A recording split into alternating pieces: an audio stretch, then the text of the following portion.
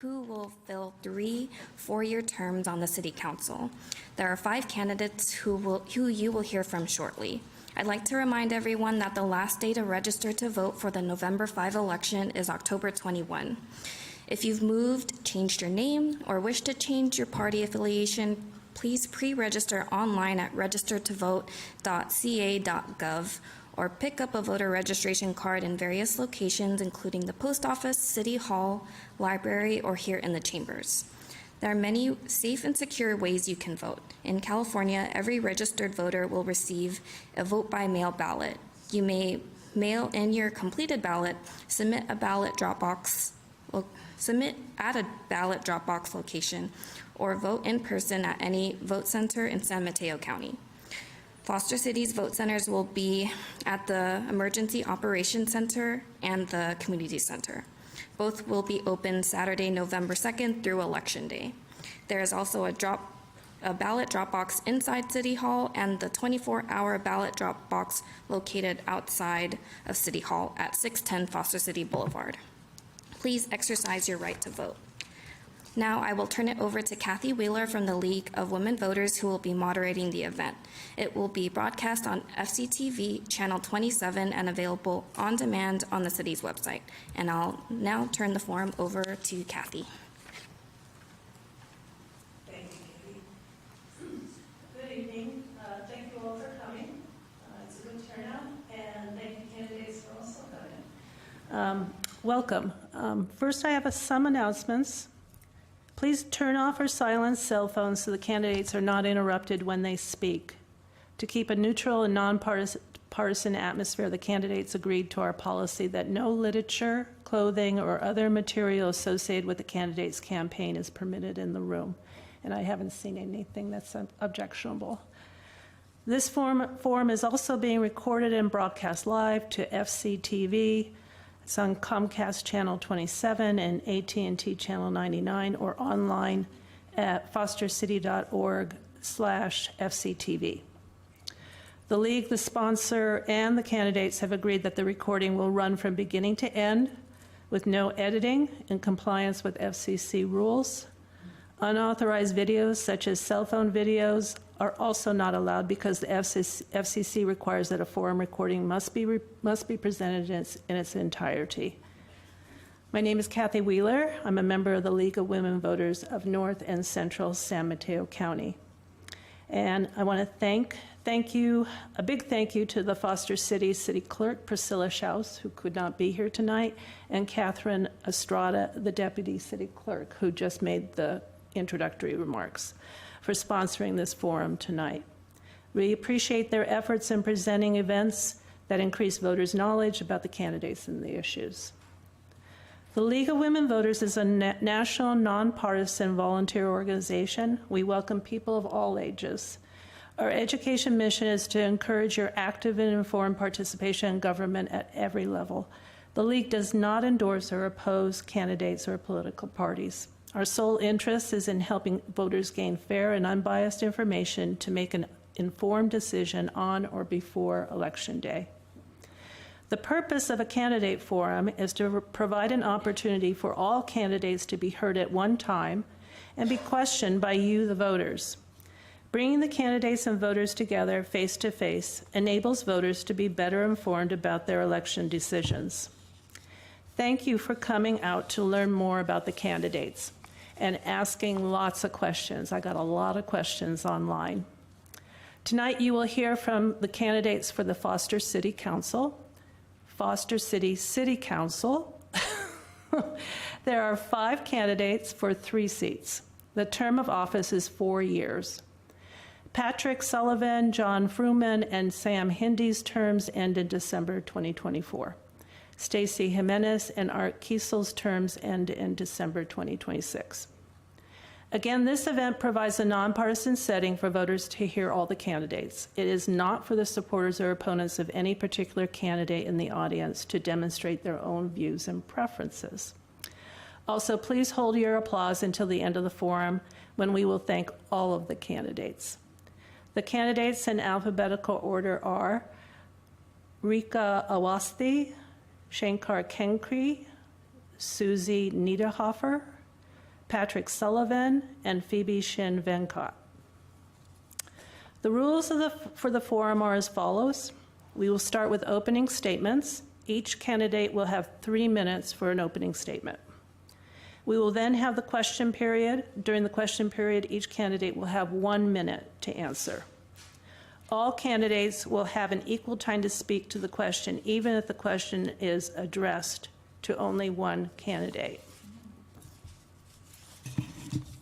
And then we will have closing statements. Each candidate will have 2 minutes for a closing statement.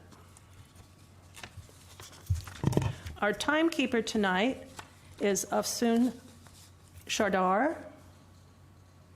The timekeeper will hold up warning signs when the candidate has 1 minute, then 30 seconds left of the allotted time. At the end of the time, the timekeeper will hold up the stop sign until the candidate stops speaking. And to candidates, you may finish your sentence, but you can't finish a paragraph. So I will say thank you when it's time to finish. Ushers are Arlene Case, sitting in the back here, and Susie Ray is right here. Questions from the audience will be in writing, and I've already gotten quite a few. The ushers have cards for you to write down your questions. Raise your hand and someone will bring a card and pencil to you. Please write legibly and try to keep your questions brief. Questions of a personal nature and personal invective will be out of order. Raise your hand if you need a question card or when you're ready to have an usher pick up your question. For those of you viewing this forum on TV, we normally have an email that you can send questions to, but we've received so many questions at this point. Basically, I've got plenty of questions, so I have a limit to how much multitasking I can do. So I'll handle the in-person questions and I'll handle the ones I've already got. I will sort the questions by subject and ensure we cover a variety of topics. We seldom have time to ask all the questions, and I may need to rephrase or combine questions at times. So we're ready for opening statements. The candidates have drawn lots to determine the order in which they will speak. Each candidate has 3 minutes for their opening statement. And our first candidate will be Patrick Sullivan. Well, I first of all want to welcome everybody. It's kind of ironic I'm sitting in this seat. This is the seat that I took at first when I won in 2020. I'm Patrick Sullivan. I'm the mayor of the city of Foster City. I'm a real estate broker, own my own company since 1986. I am not a developer. I'm passionate about housing. I've worked diligently with the city council. My background in Foster City is 34 years. I was on the Park and Rec for 10 years, which I finally served as the chair in the park on the Park and Rec committee. Well, my first venture in Foster City was the 4th of July dog contest costume, which was kind of funny and ironic that I ended up getting involved in the political scene in Foster City. I'm a chamber member since 1992. I opened Liberty Realty in 1986. I'm interested in balancing budgets and making sure that things are paid on time and on budget. I'm a realtor, as I mentioned. I'm also on the board of directors for Samcar. I'm passionate. I originally also joined the Foster City Lions in 2011. I also served as president in Foster City as a Lion member too. Again, I'm passionate about the city of Foster City. Anybody that knows me knows my determination to get things done right.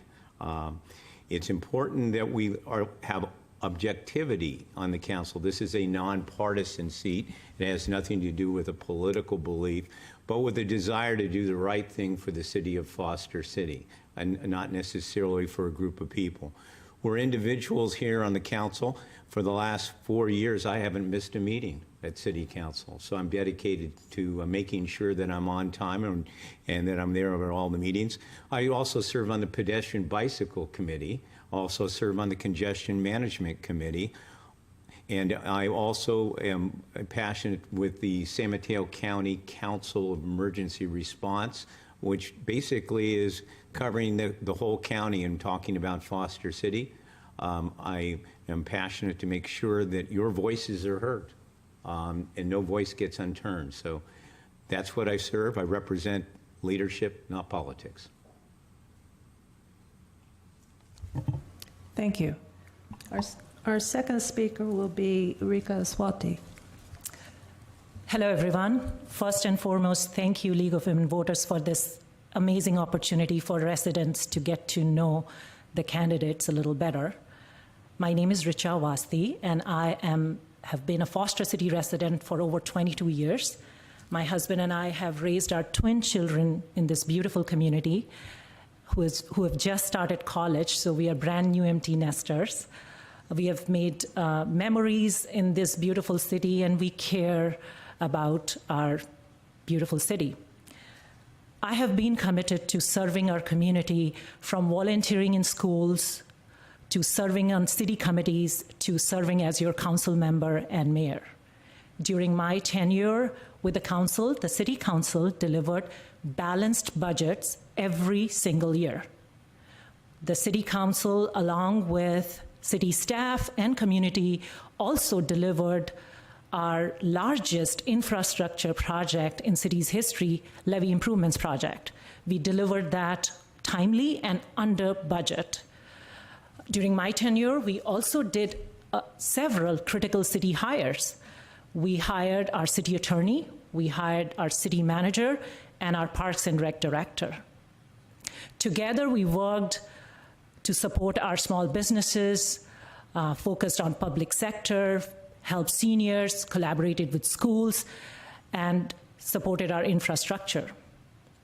I also represented Foster City in various regional committees and boards, including ABAG, CCAG, Commute.org, to name a few.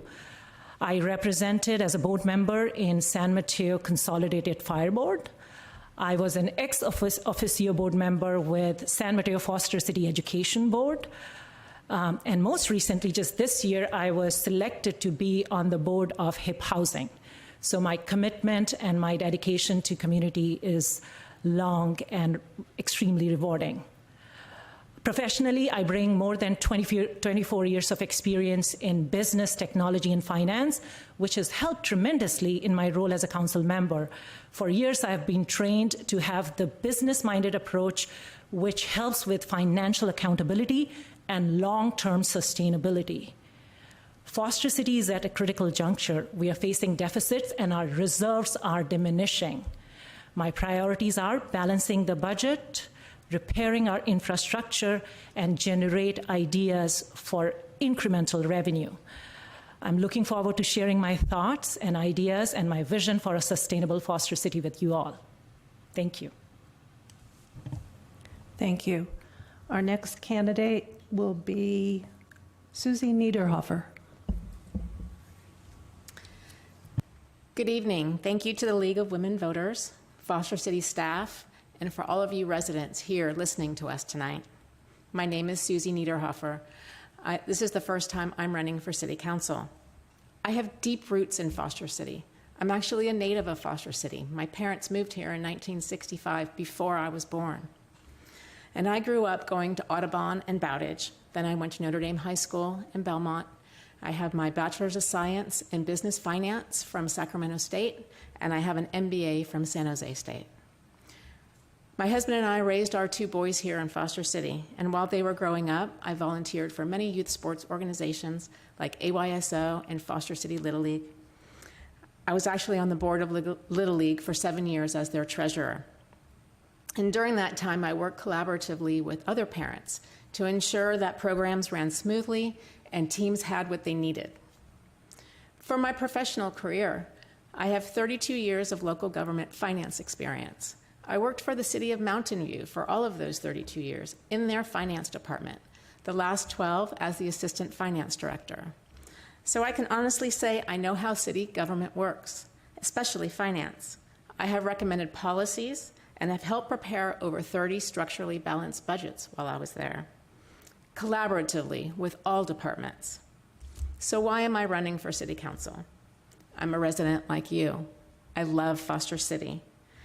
I'm not a political person, but I believe that I can use my experience and knowledge of city government, specifically finance, to bring value to discussions and decisions made on council to help keep Foster City the wonderful community that it is to live, work, and play. Thank you. Thank you. And our next candidate will be Phoebe Shin Venkat. Good evening, everybody in the room, on the Zoom, as well as city staff and League of Women Voters staff. Thank you so much for being here with us tonight. My name is Phoebe Shin Venkat, and I'm really proud to be the only child of an immigrant single mother who came to Taiwan, from Taiwan to the U.S. She worked for the U.S. Postal Service for nearly 30 years, so I'm really grounded in those values of resilience, community building, and empathy. I was the first person in my family, thanks to my mother and others in my family and supportive community members, I was able to be the first person in my family to attend and graduate from college, and that is something that I never forget every day. In terms of why I'm running for City Council in Foster City, it's a few reasons. One of the main reasons is that I do love this community. I'm raising a child here. He's 15 years old, goes to San Mateo High, and my husband, Sean, is here with me as well.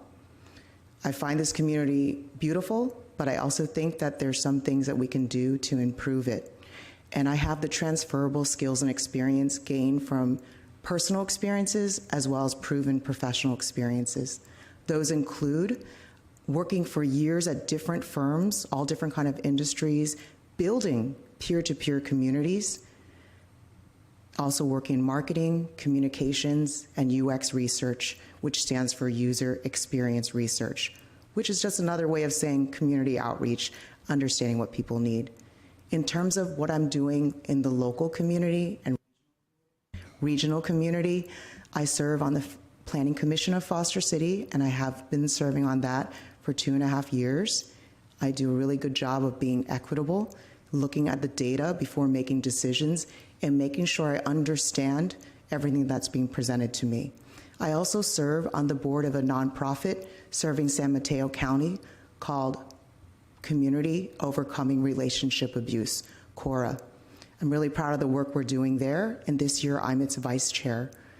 So I do humbly ask you to consider voting for me and supporting me for City Council. Really ready to do the work of uplifting our local economy, uplifting our seniors and youth, and making sure we have a clear path forward. Thank you. Thank you. And our fifth candidate is Shankar Kinkri. Thank you. Thank you, League of Women Voters, for allowing us this opportunity to connect with the residents. Good evening, everyone. My wife and I have proudly called Foster City our home for 33 years. We have been married for 32 years and raised our wonderful daughter here. I hold a master's degree in computer science and successfully ran IT consulting firm for 25 years. Until 2016, like many of us juggling family and careers, I wasn't fully tuned in to what was happening at City Hall. I couldn't even name a single council member. That all changed when the Edgewater Shopping Plaza redevelopment proposal surfaced. It opened my eyes to the profound impact local government decisions have on our daily lives. From that moment, I began closely following City Council meetings and haven't missed a single one since. Over the next 2 years, I witnessed a councilman misbehaving and disrespecting residents. In late 2018, when this council member led an effort to deny the mayoral rotation to then Vice Mayor Catherine Mahanpur, I joined a group of residents in organizing a recall movement, which I co-led. We worked tirelessly for over a year and ultimately succeeded, with 78% of voters supporting the recall. Keep in mind, only 3% of recalls succeed. Since then, I have stayed actively engaged, attending and watching every council meeting and informing residents about important decisions via social media, emails, and text. I have prioritized alerting the community to key agenda in advance, acting as watchdog for transparency and accountability. In 2022 and 2024, I teamed up with Vice Mayor Stacey Jimenez and Council Member John Frumin to organize workshops for residents on how to run for City Council. With 14 residents attending each session, one participant from 2022 from workshop ran, and another from 2024 workshop is running now. When I saw only 4 candidates running for 3 open positions, I thought to myself that Foster City deserves better options. And then I decided to step up and run it myself. Thank you. Thank you. Now we're into the meat of the candidate forum, questions from all of you and from those who aren't here tonight that I've gotten from email. If you've not written your question, you can still do it, obviously. Just raise your hand and one of the ushers will give you an index card and a pencil to write down your question.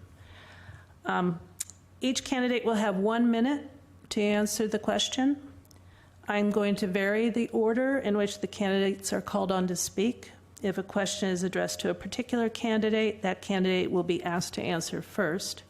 The other candidates may respond if they wish. And it looks like we'll probably get in, at this point, maybe 13, 14 questions, which will be good. Okay, so let's get to our first question. Okay, first question. What are your thoughts on new housing in Foster City? And elaborate on how you think housing growth should or should not be part of the future of our city. What are your thoughts on new housing in Foster City? And elaborate on how you think housing growth should or should not be part of the future of our city.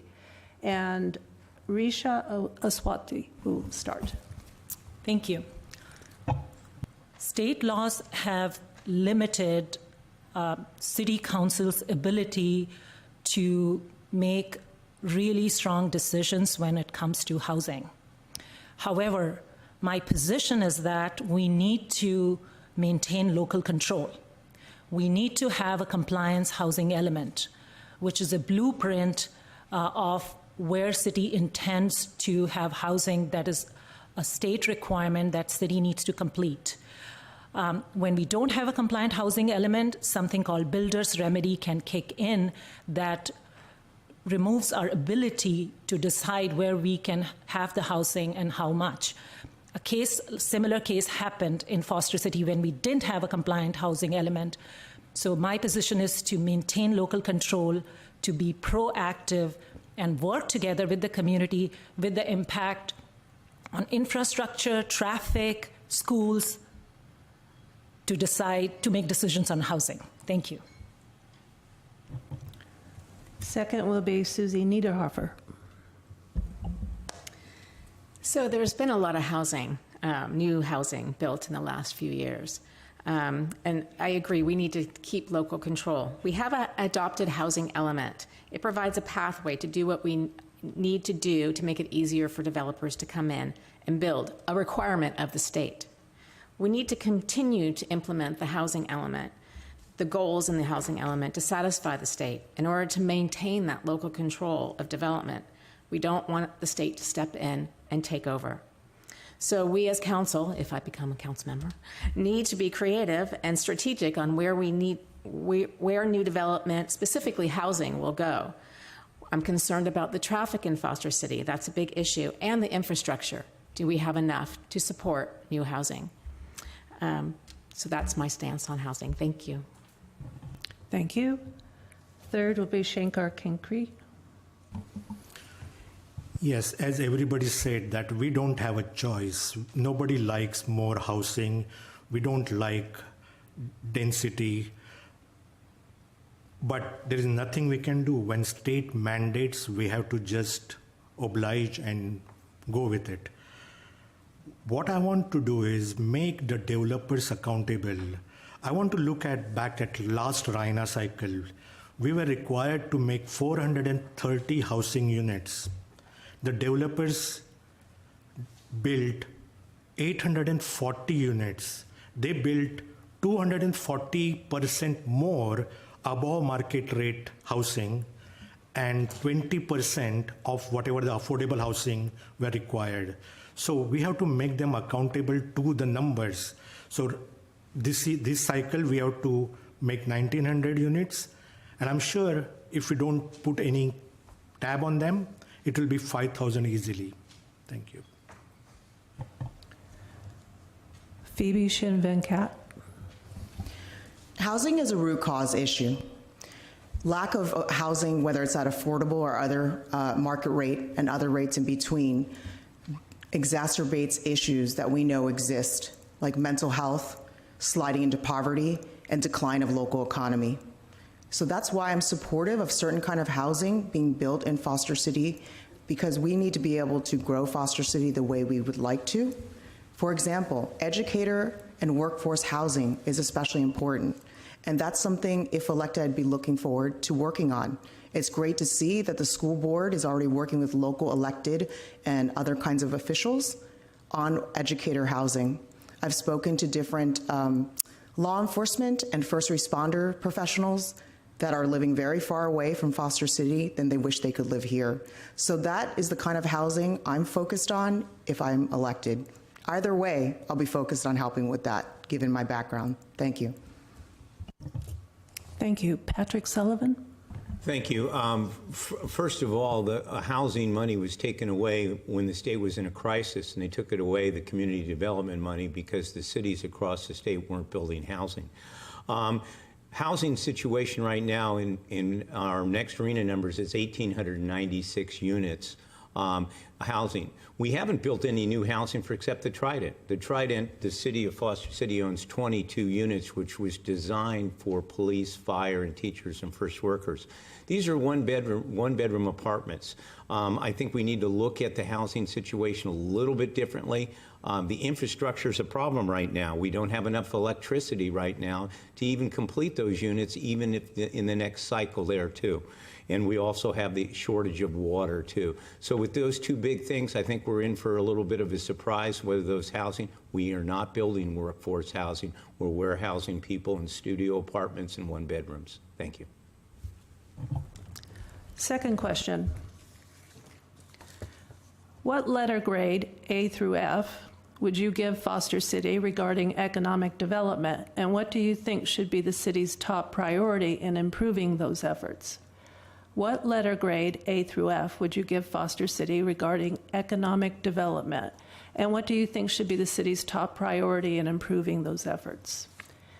And we'll begin with Phoebe Shin-Venkat.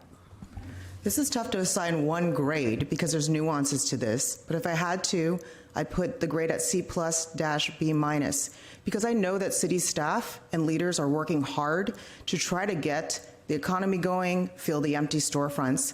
But what I hear a lot is, well, we just need that economic development manager to start. So that role has been in play for 2 years, and the job application for that role just closed a couple weeks ago. I decided myself that I was going to put it online, given my vast and diverse network. I was able to get 2 people to apply. So I think beyond focusing on, what isn't working, we also need to look at these constraints and make them beautiful and be able to figure out how we can grow this local economy together. I don't want to play the blame game because I think all we can do is charge a path forward, and we could do that together and along with the Chamber of Commerce and the to-be-hired economic development manager. Shankar Kenkri. I would give it a B. It's not that city is not trying. City is trying, but these landlords are greedy. They don't want to give it to people. Like the rents are too high, so we have a lot of vacancy. We need to fill those places. For example, OSH plot. We need to do something about that plot. The landlord wants to build condos there, and residents don't want. So we have to think about what we can do, some mixed use development in those areas. So we certainly want Economic Development Director to come in and help us attract retail and restaurants to the city. Thank you. Patrick Sullivan.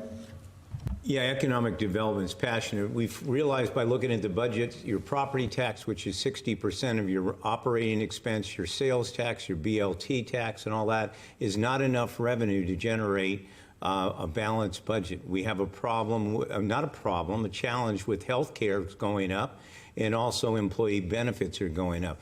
Economic development is a very important issue. We have been trying to do that. As far as the grade I give it a C.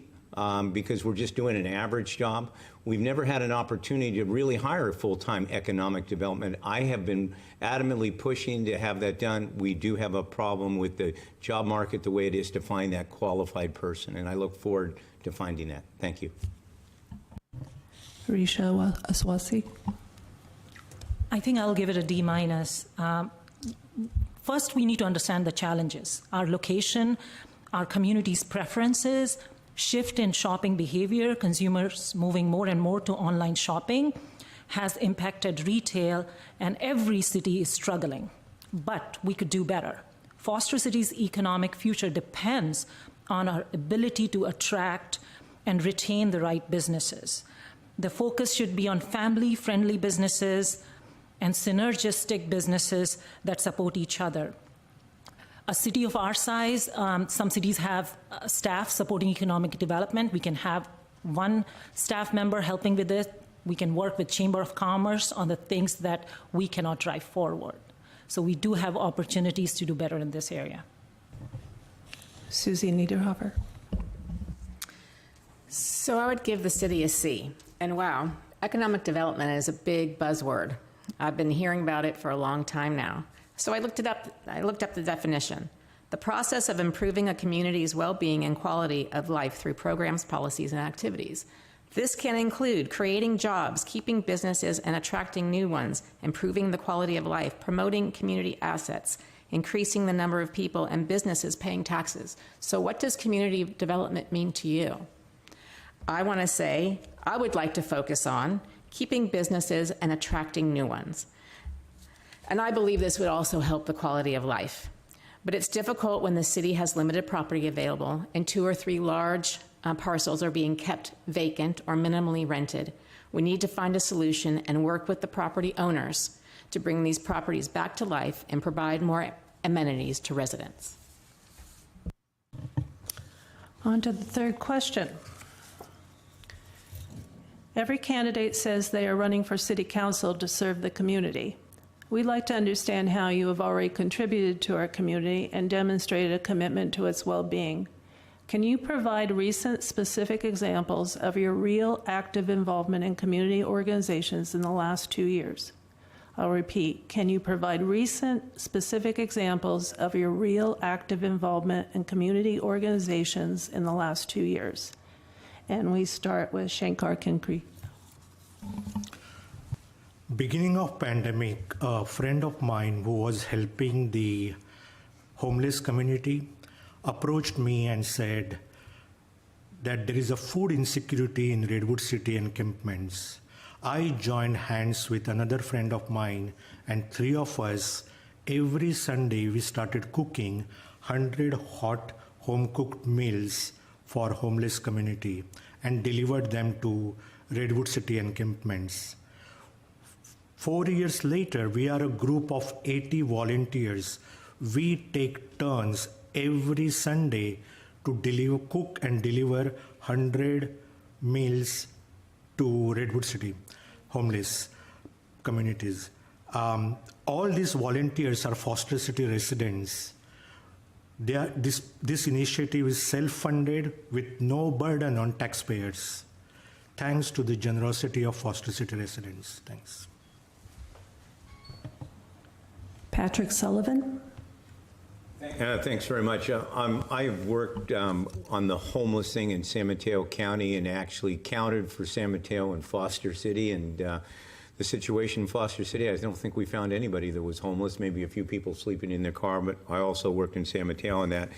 Also do teach kids in the Sequoia High School District since 2008 of special needs especially. I have a master's degree in business and teaching, and my master's degree was in specializing in the mainstreaming autistic kids in San Mateo County.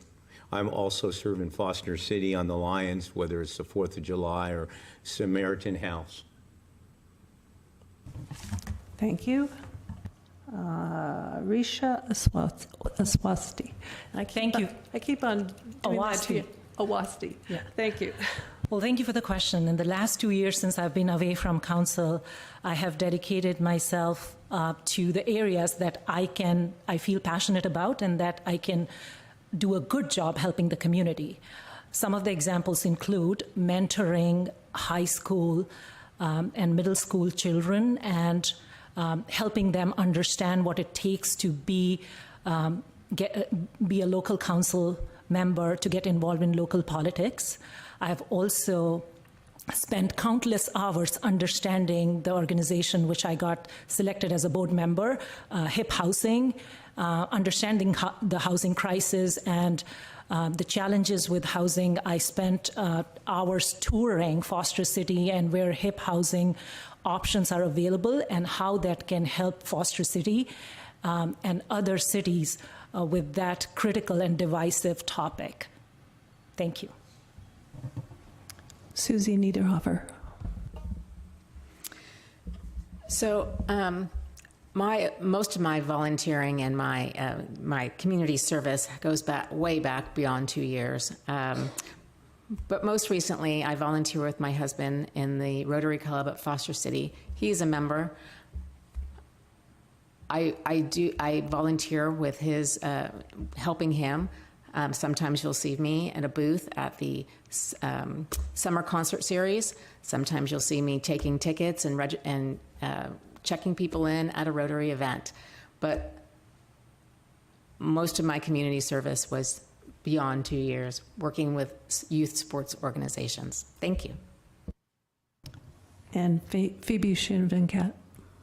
I alluded to this a little bit in my introduction, my work on the Cora Board, as well as the Planning Commission. But a lot of the work that I do is behind the scenes. When we think about the iceberg, it's underneath the water. Who are the people that you need to look out for? So during the pandemic, I proactively reached out to older adults online that I talked to, maybe only online, reached out to them and asked them if they needed help. Again, these aren't things that are cataloged anywhere or given any credit, nor do I want the credit, but it's how we keep the community thriving, is that we become this village working together. So I love helping seniors with giving them rides, tech support. I also just love uplifting voices of youth and young adults in this community. We have so much going on. I'm far from the expert in any of these activities, so I love to help, because of my marketing communications background, uplift some of the initiatives that are already happening that people smarter than me are working on. Thank you. Our fourth question. The 2024-25 budget is running at a deficit. First, have you read the budget report, all 368 pages? And second, what are your proposals for balancing the budget? So the first part of the question is, have you read the budget? And secondly, what are your proposals for balancing the budget? And we'll start with Patrick Sullivan. Yes, I have read the budget, and I've read it for the last 4 years, and I've actually sat down with the finance director. Approximately for the next few years, we have a $17 million deficit. And the $17 million deficit, I alluded it to begin with, is primarily the cost of health care and the cost of employee benefits. We are also short 4 police officers in the city of Foster City. We are also spending somewhere between $400,000 and $500,000 a year on overtime. So we have to pull in and figure out a solution for the deficit. The economic development manager is a good start. Phoebe Shin-Venkat. In the case that we don't hire an economic development manager or hire them in time, I think that the City Council plays a role in making sure that our city can be successful in uplifting the local economy, which will in turn help us pare down the budget deficit. This is going to take time. And there's going to be ideas that are simmering, that are irons in the fire, such as rebuilding the brand and the marketing of Foster City, right? What are we to people within the city? What are we to people outside of the city we're trying to attract? So that will take longer for that to really hit all the cylinders. Some things we can do in the meantime, like I mentioned before, include working with the Chamber of Commerce and other businesses, maybe Gilead or Visa, that can help us create programs, training, and deliver those kinds of programs and training, such as social media marketing for small businesses. Perhaps we can put together small incentive packages. Sometimes you have to spend a little bit of money to see the return. Imagine if we could cover. Thank you. Susie Niederhofer. So I've read the budget, but I'm not going to say I've read all over 300 pages of it, but I have read a majority of it. I first would have staff review expenditures for efficiencies where possible. I'd like to pull out all one-time expenditures from the operating budget. A structurally balanced budget is defined as ongoing revenues matching ongoing expenditures. So one-time needs can be funded a different way. I would also like to look at how we define our reserves in Foster City. There is one reason, the council has a reserve policy of 50%, but that doesn't mean there can't be more than one reserve and used for different reasons. I would like to also look for new revenue sources. This could be buying a piece of land and to attract developers and then leasing it. You would have two revenue sources then, both lease revenue and property tax in the form of possessory interest based on the value of the lease. I would also like to explore the possibility of transitioning. Thank you. Thank you. Shankar Kenkri. Hi. Yes, I have read majority of that budget report. Balancing the budget is the process. The council meets with staff 3 or 4 times a year, and they go through, because when you present a budget the first time, many numbers on that budget are not clear. They are very blurry. We don't know how much money we are going to get from state on vehicle license fees, or many of these numbers are, we don't know. So as the year passes, we get clarity on those numbers and we can define and come. Getting more revenue is definitely possibility, but it's a long-term solution. It is not going to happen immediately. So for the immediately balancing the budget, what we need to do is go through line by line expenses and prioritize, cut expenses, or defer. That is the only way to. Thank you. Barisha Swati. So let's look at the facts. Yes, I've read the budget. I've met with the finance director as well. We are facing deficit based on the budget that was adopted by the City Council, and I believe 2 council members voted no on that. Our reserves are diminishing. Right now, we have reserves of close to 50 million, and it is projected to go down to 15 million in next 5 years. That is pretty concerning, especially in light of emergency response and be able to act fast in case of an emergency. How do we address that? We look at the expenditures, we sharpen our pencil, and we look at how to generate additional revenue. We look for public-private partnerships, we look for additional federal and state grants, not by increasing taxes. All I have heard so far is increasing taxes from the staff, which I'm not okay with. That, in my opinion, is a lazy way to address the deficit. We could definitely do better. Thank you. Our next question, follow-up question, is on Measure V. I'm actually going to read the words of Measure V for those in the audience who are not familiar yet. And it is to protect Foster City's financial stability and maintain essential services, including 911 emergency response, property crime prevention, street repairs and infrastructure maintenance. Shall an ordinance amending the business license tax, or BLT, with varying the rates for 75 cents to $3 per $1,000 of gross receipts, retaining the 100 to 200 minimum tax and increasing the maximum tax payment with annual inflation adjustments, generating, the important part, generating approximately $1.4 million annually for locally controlled general fund purposes until ended by the voters be adopted. So that's the wording of Measure V. So the question is simple. Do you support Measure V, and why or why not? Do you support Measure V, and why or why not? And we'll start with Susie Niederhofer. So first, let's consider the purpose of a business license tax. The daytime population in Foster City is much denser than the nighttime population. This is due to the number of employees businesses have. This puts a strain on the infrastructure like streets and public safety. So I believe it is appropriate to have a business license tax. There are many different ways to have to impose a business license tax: by number of employees, by square footage, by gross receipts, and even the number of hotel rooms. No one way is perfect for every business. Could the City of Foster City's business license tax structure be better? Possibly. But in the end, I believe that I support the business license tax. Thank you. Risha Swati. Business license tax, the annual fee for doing businesses within Foster City. I support Measure V. It has only been updated once in the last 53 years.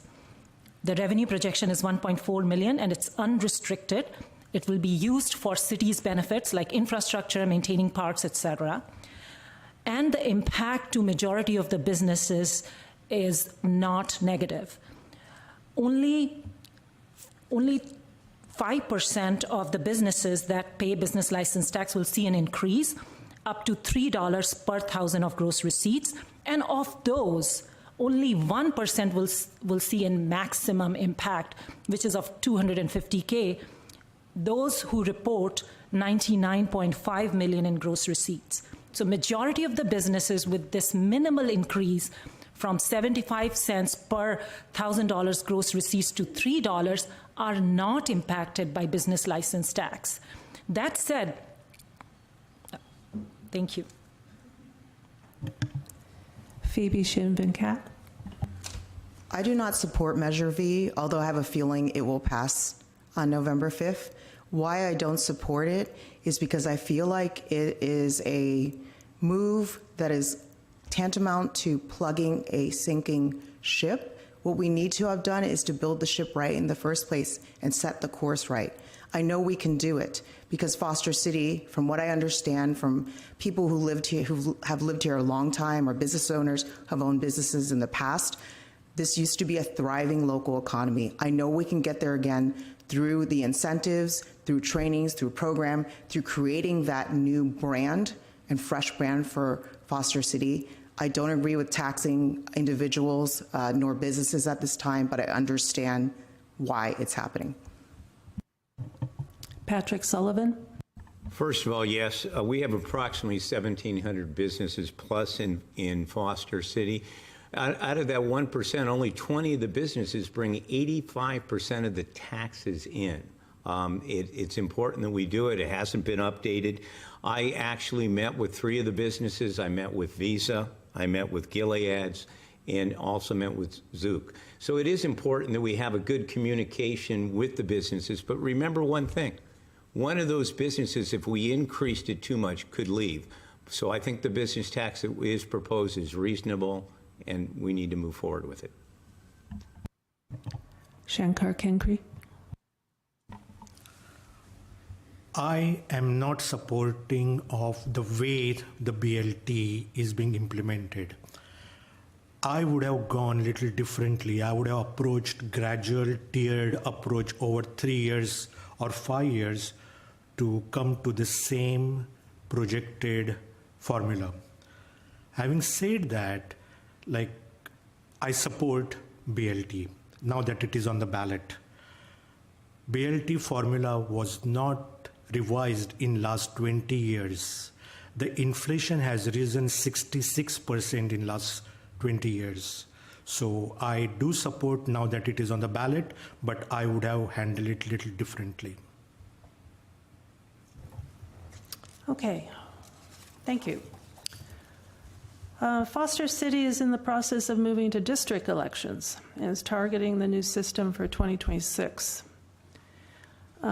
First, what's your preference between district versus at-large elections? But more importantly, given that your term will straddle this transition, have you given thought on how you might govern now and then after the 2026 election?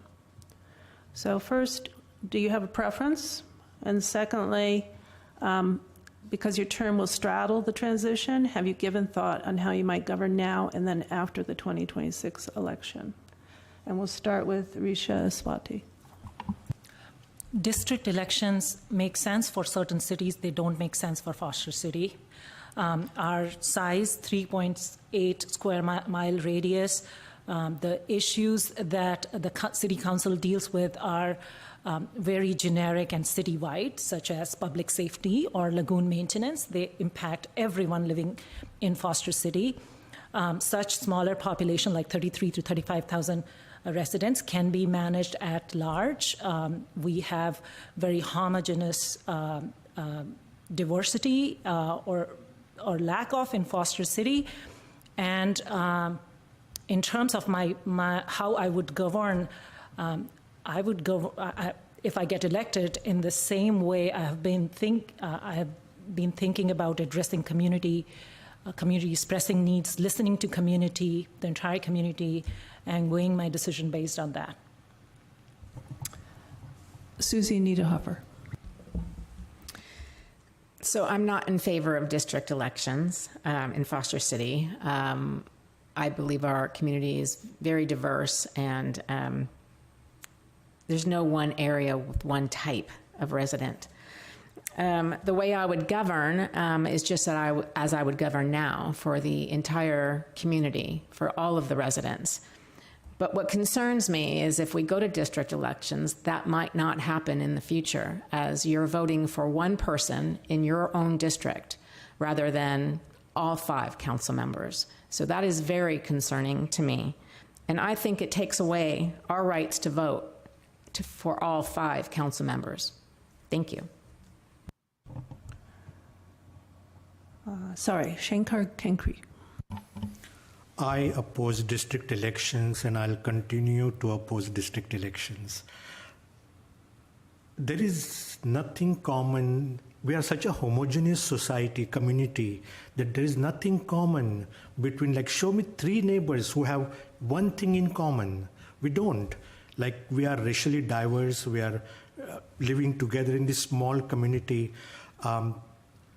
It is just 5 council members are going to make decision in my life, and I have no say in electing 4 of them. I think it's very undemocratic. I will continue to oppose district elections. It is not for Foster City. Phoebe Shinbenkat. I say we work with what we're going to get. We're going to be moving to district elections, so therefore I support district elections. The kind of mindset I have is that I look at the opportunities we have versus all of the issues and problems that may arise. There also can be positives. When people up here are saying that we're very homogeneous, I don't agree with that. We do have pockets of the community that are different. For example, the area near Penelope's is different. It's higher density there, it's retail, of which the retail is pretty abysmal now. So we need to have districts in order to help those districts thrive. In terms of how I would govern, this is no different than leading a team within a corporation. The team has specific needs, but I also need to balance those needs against those of the broader company's mission. So I would take it to myself to be able to verse myself in my immediate surroundings, which is Bayport HOA, and also the broader community. Patrick Sullivan. Yeah, thank you.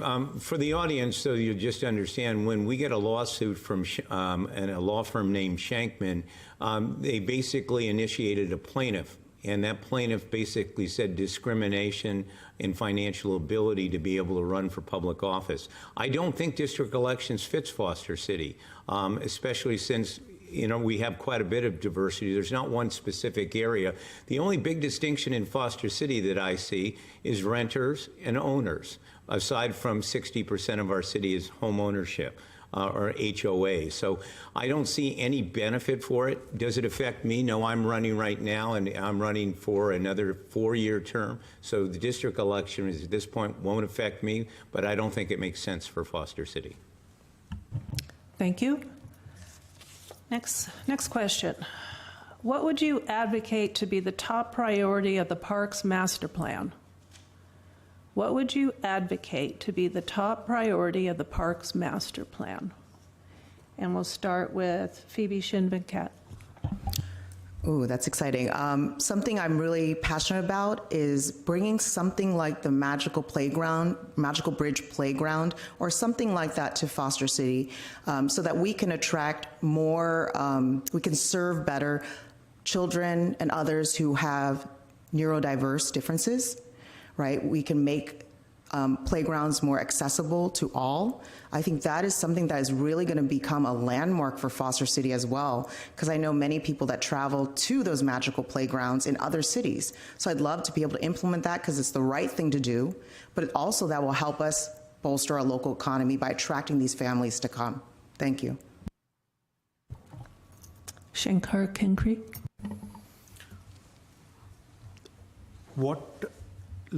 For example, Leo Ryan Park, they don't have a play area for children. We have to make, and it's a very popular park, we have to make these parks accessible and enjoyable to all age groups. We have cut trees in all parks with no shade, so the older senior citizens, when they come and meet during daytime, they don't have any shade. So we have to make shaded areas in these parks for seniors to gather, for young people to gather during summer or during the rainy days and enjoy the parks. Patrick Sullivan. Thanks for the good question. You know, we just are moving forward with the rec center, and somebody was excited that we had 0.06% representation or community involvement. I think the most exciting thing is that we have 26 parks. We got 9 districts. I'd like to see community participation on the parks forefront. We also have to have a good attention to people with disabilities. I think we've overshadowed that. We haven't looked at it as close as we should. I think it's a really important issue. We also are dealing also with other habitat situations too with geese. Risha Awasti. So we have 24 parks, and maintaining them as they are getting old is becoming challenging, especially in light of the fiscal deficit that we are facing. Parks Master Plan provides an opportunity to take a step back and think long-term. How do we want to see these 24 parks? Who are our user groups, aka what are our residents' preferences when it comes to parks? Yes, demographics is important. Catering to every age group is extremely important. Different abilities is also important. But I think this is an opportunity for council and residents to voice their opinion on what do they see the future of 24 parks over the next 10 years. So long-term planning and brainstorming and getting more input from the community is paramount when we are working on Parks Master Plan. Susie Niederhofer. So my top priority would be listen to the community. There are supposed to be focus groups for the Parks Master Plan, and I would love to hear what those focus groups have to say. But personally, what I think that I would like to do is I think there is a shade problem. You took that from me. There is a shade problem in most of the parks. There's so many different parks in Foster City sizes and what they offer, but I think shade is missing from them. We also have a very active Foster City community with the bike paths and the levee. I would also like to see a water bottle filling station at some of the bigger parks. So when people come off their bikes or doing their activity, they have a way to refill their bottles. Those are my 2 things, but again, I would like to listen to the community and listen to what happened, the feedback from the focus groups. Thank you. Next question. What can you tell everyone about yourself that would give voters confidence that we would see transparency in you as a city leader and that you will always act in the best interests of Foster City? What can you tell everyone about yourself that would give voters confidence that we would see transparency in you as a city leader and that you will always act in the best interest of Foster City? And we start with Shankar Kankri.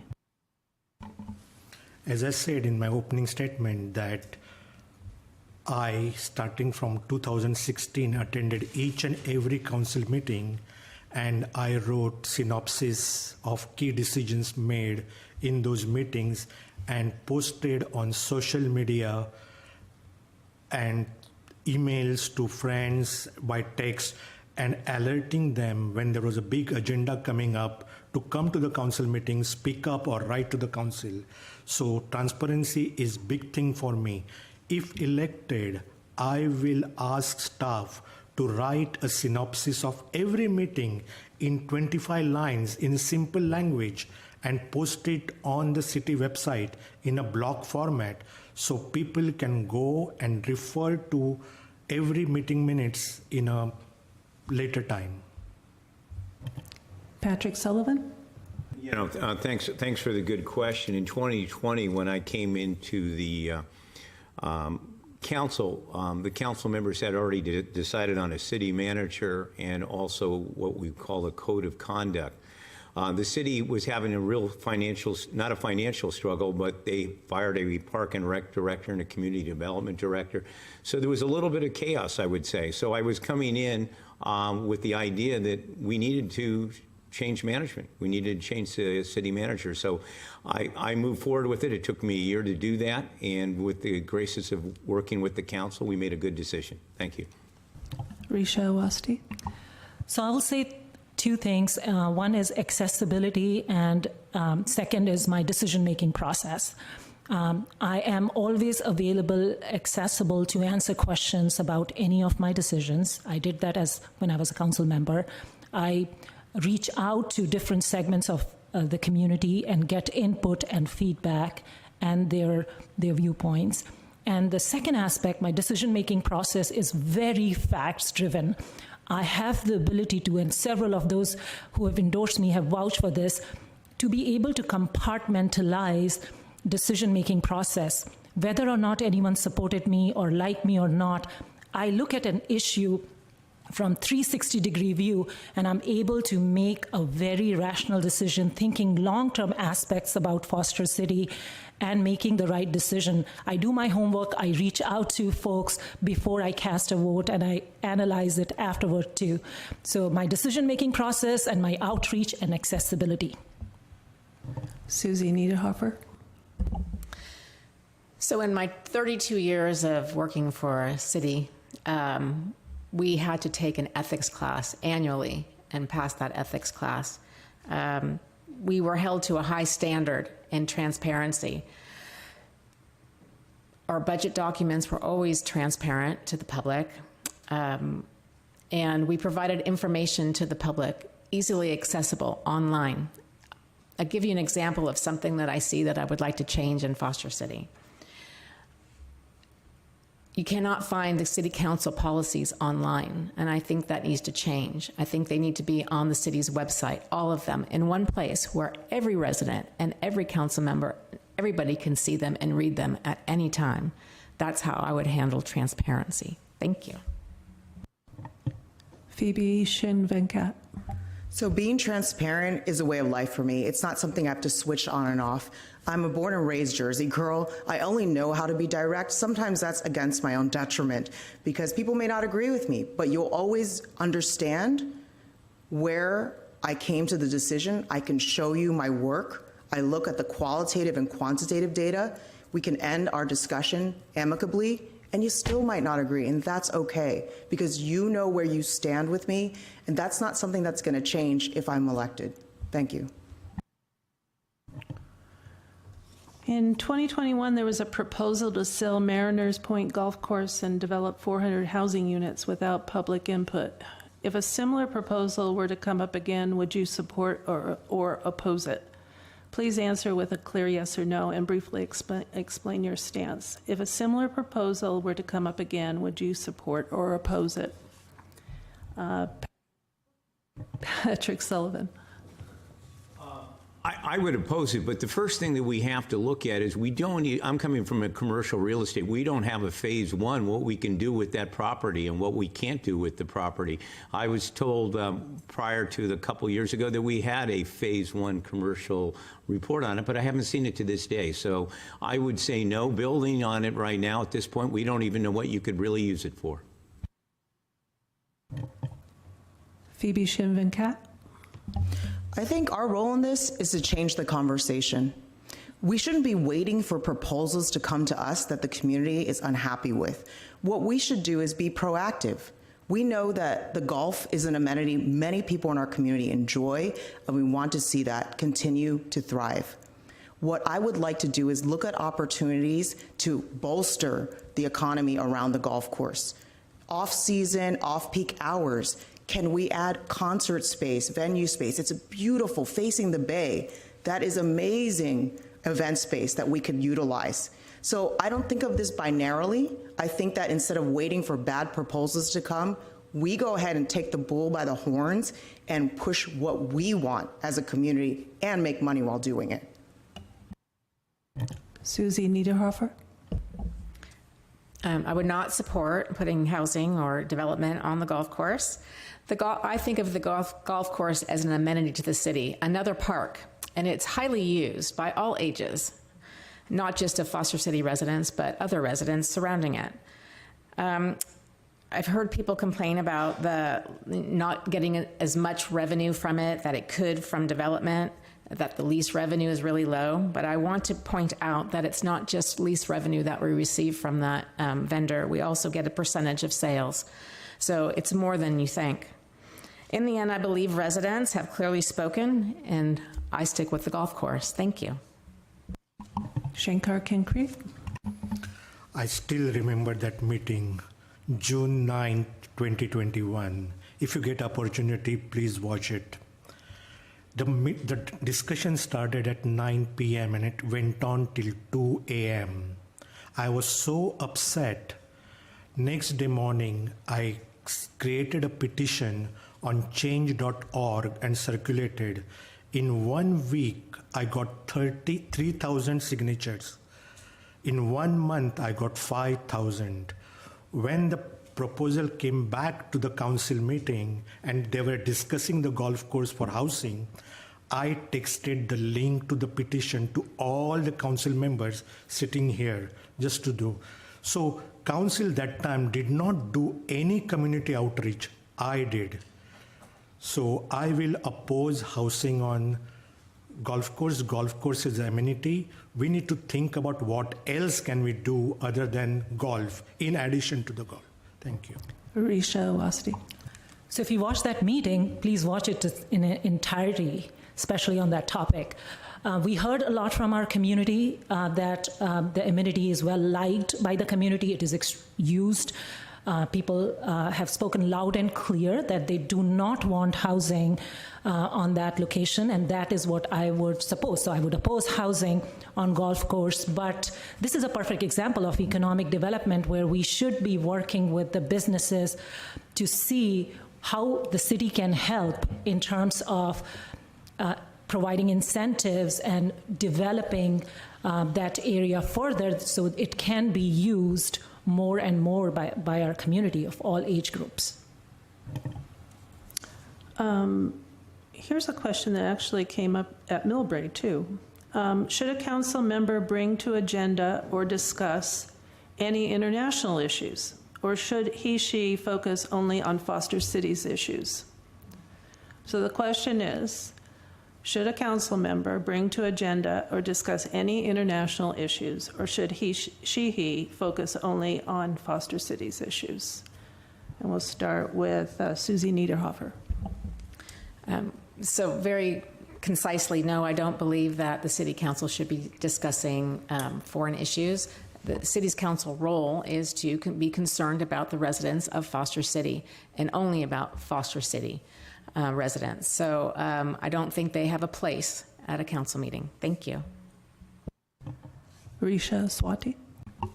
I believe that council should be extremely focused in the core municipal functions, which are public safety, police, fire, our infrastructure, our parks, our streets, our budget, and that is what, in my opinion, is within the purview of City Council. There is a reason why 5 council members have this job to take care of the community. I think we need to be disciplined, we need to be focused, and we should not allow discussions on topics that we would never have an impact on. Phoebe Shin-Venkat.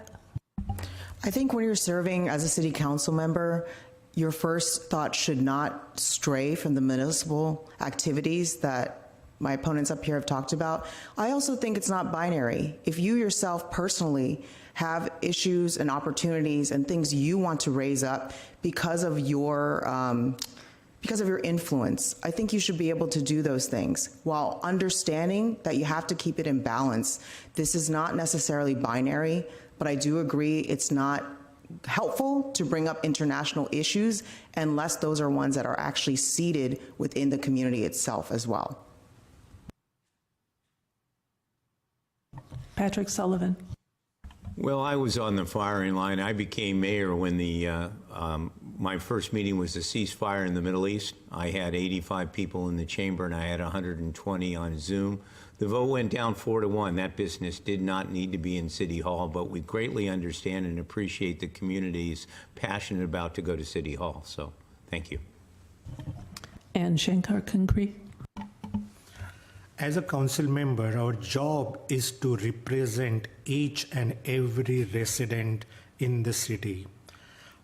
Our task is to look after the betterment of the city and not get involved with the international matters.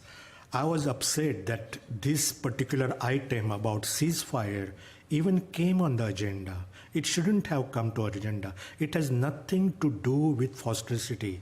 By proclamation of ceasefire, we were not doing anything good for the Foster City. So yes, I oppose international matters in city affairs. I think we're going to be able to get 3 more questions in. So let's see. Please describe how you will deal with conflict on the council when confronted with opposition to your point of view or proposals. Cite one example from your past that supports your conflict strategy. And we'll start with Risha Swati. I alluded to my approach in a prior response. That's how I have handled, you can go and watch any council meeting when I was on the council. My approach is very facts-driven. The data and the information that I have access to, and asking a lot of questions. So if there is disagreement, and there have been cases where there were disagreements, and disagreements are healthy, they lead to a better output.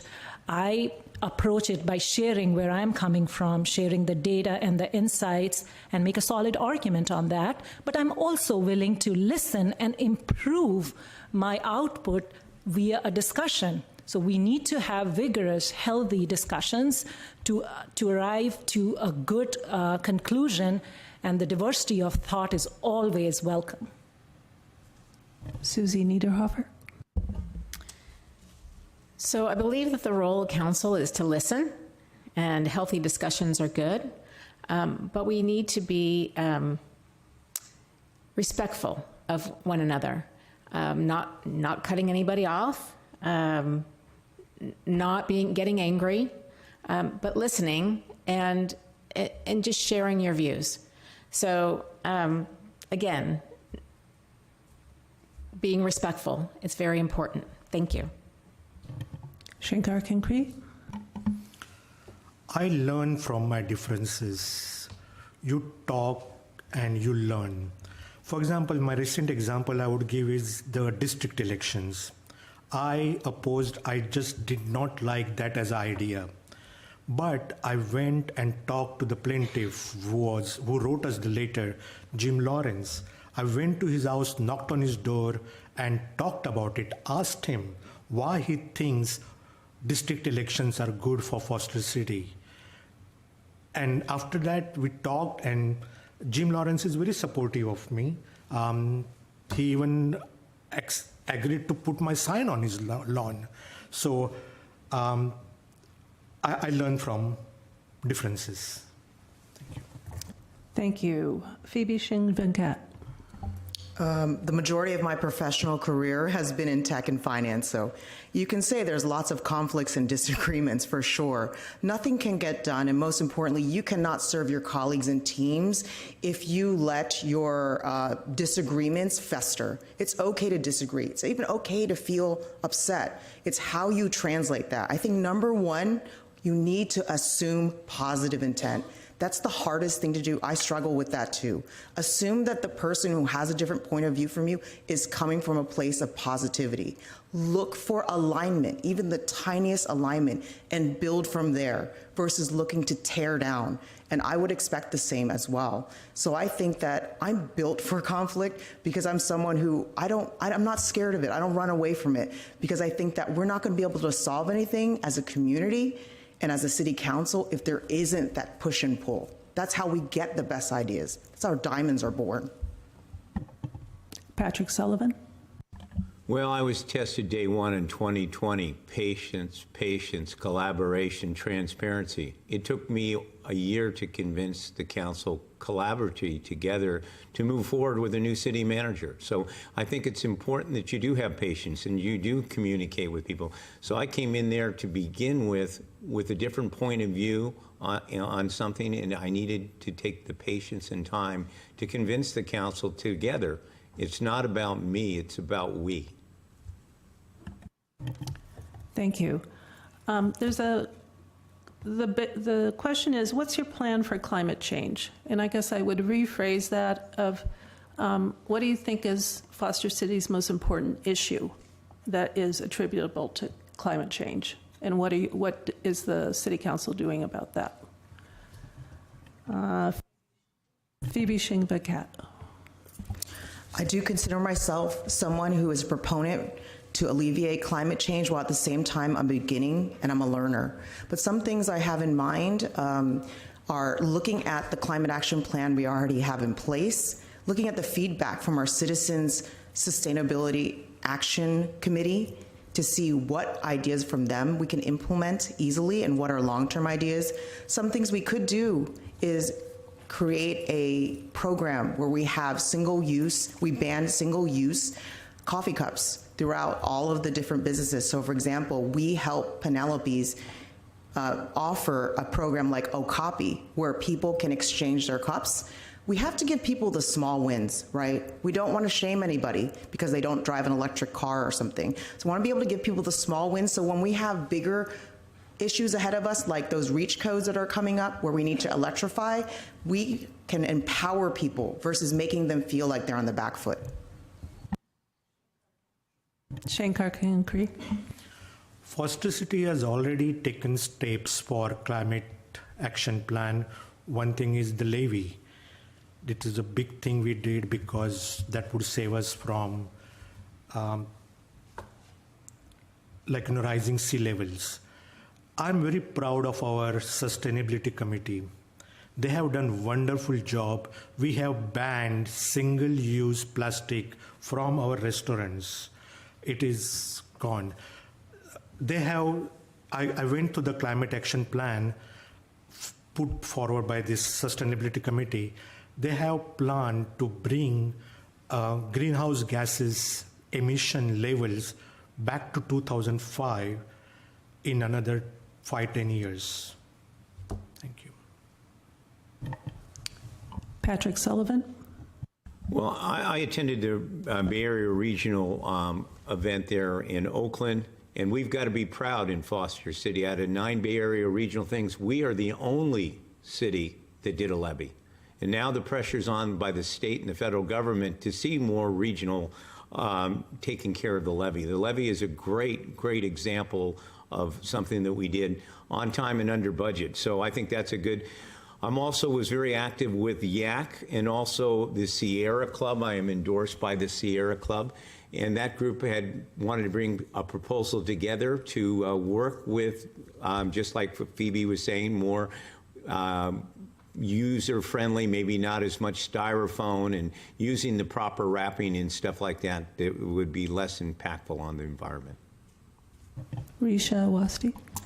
So a few things at a high level that Foster City can explore, and City has already done the work via our climate action plan.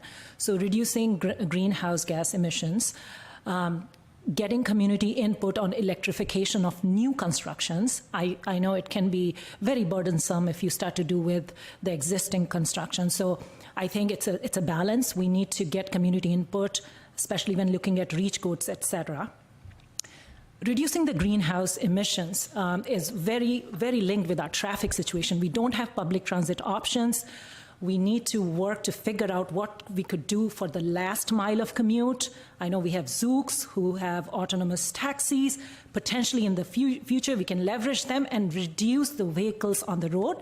We can also work with our employers, both in Foster City and outside, on staggered work days and work timings. So the number of cars on the roads are reduced, and that will help with traffic also and reduce greenhouse gas emissions.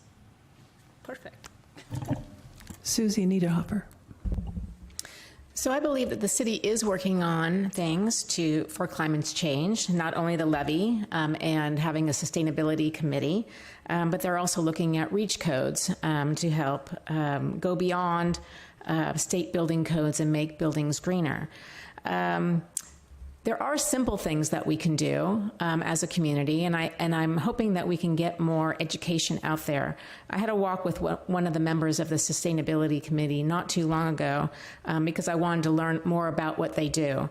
And some of the things that she brought up were when your water heater goes out is replacing it with a heat pump, which is electric. And I know many people don't want to get rid of their gas cooktops. I don't want to either. But she brought up the induction cooktop, and she was talking to me about how it works very similar to a gas stove. So I would like to educate more residents so they're not afraid to make this change. Thank you. Thank you, candidates. That's the end of the question period. And I didn't get a chance to ask my signature question, which is what your superpower is. But if you want to put in your closing statement. So it's time for closing statements, and each candidate will have 2 minutes. We'll reverse the order from that of the opening statement. So our first candidate with their closing statement will be Shankar Kinkri. I had prepared my closing statement, but we covered everything in question and answer, so I'm not going to go over this. I'm going to tell you something that will tell you more about me. The recalled council member bragged about he donating $500,000 to the Foster City. I didn't believe him. I investigated all his invoices that we sent to him and his payments, and I proved that his claims were false. Not only that, he owed us $22,000. The city staff did not agree with me. The council did not agree with me. I demanded external audit. There are many prominent personalities from city came to the council, and they advised against the audit. But fortunately, Mayor Mahanpur that time, Council Member Gehani, Council Member Frumin agreed. They had some trust in me. The audit was ordered, and after a month, when the report came, I was proven right. They agreed with my assessment of the numbers. So that tells you 2 things about me. One, I don't yield to pressure when I know I'm right. Number 2, I have enough financial acumen that I can see through the reports that even experts might miss. Thank you. Phoebe Shinvenkat. I'm going to start with the superpower question. Originally, I was going to say adaptability. I am highly adaptable. Kind of boring, though. I actually think my real superpower, and this is what other people have told me, is I help others find their superpowers. I think when we can do that, it's exponential, right? Instead of only focusing on what I can do better and what kind of traits I have that are good, I always try to look for what other people do. And sometimes people don't think highly of themselves. They think, oh, I'm not like this, I'm not like that. I could always find the kernel of something that can grow in somebody. In terms of why you should support me for Foster City Council, I have the heart and the mind. You need leaders who have both. I know when to be tough. I know when to stand up to a challenge. At the same time, I know when I'm given new or seeking new information and data, I know when to coalesce and be able to work together through conflict and through good times. I have the business acumen. I have the volunteer effort to be able to help serve the city in the future going forward. Thank you. Susie Niederhofer. So again, I want to thank the League of Women Voters for putting this event on, city staff, and everybody here for listening for the last hour and a half. I love this community. I have deep roots here. I have lived here for over 45 years. I've been deeply involved in Foster City, whether it's being a soccer mom or a baseball mom, and volunteering with other parents, or a Rotary wife, that's hard to say, and volunteering with my husband in his work with the Rotary Club of Foster City. I believe my professional experience brings a unique insight and value, knowing firsthand how cities operate, especially city finance. Again, I can say that I have worked collaboratively to prepare over 30 structurally balanced budgets, providing City Council with recommendations and options on how to do that. I believe it is important to work respectfully and collaboratively with City Council and staff to get things done efficiently. So my superpower is not being up here speaking. In fact, I'm not a very eloquent speaker, as you can probably tell. It's just not my thing. I speak directly and I speak from the heart. I'm here for you, the residents of Foster City. This is my community as it is your community, and I want to make sure everybody feels safe and part of it. I want this community to be the best it can be, and I believe that I am one person who can make that happen. Hopefully you do too. Thank you. Risha Awasthi. Thank you all for being here tonight and for your engagement on this important discussion about Foster City's future.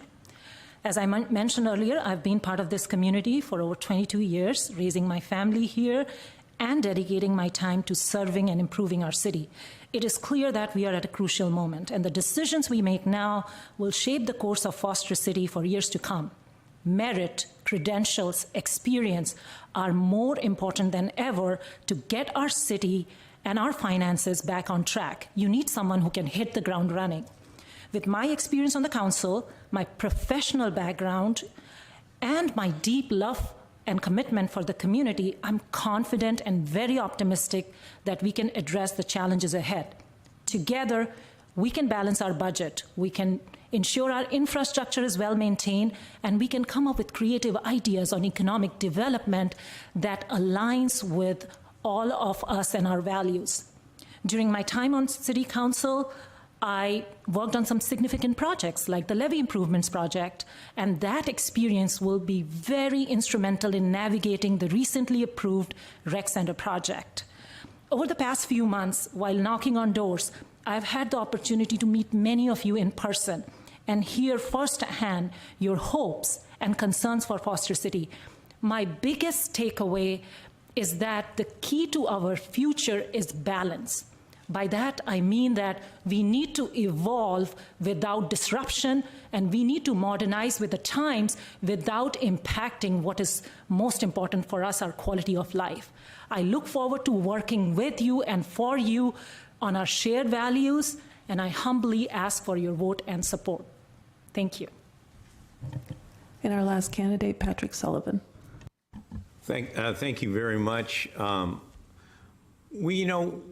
Foster City was one of the first planned cities in the United States in 1971. Walt Disney said we're only limited by our imagination.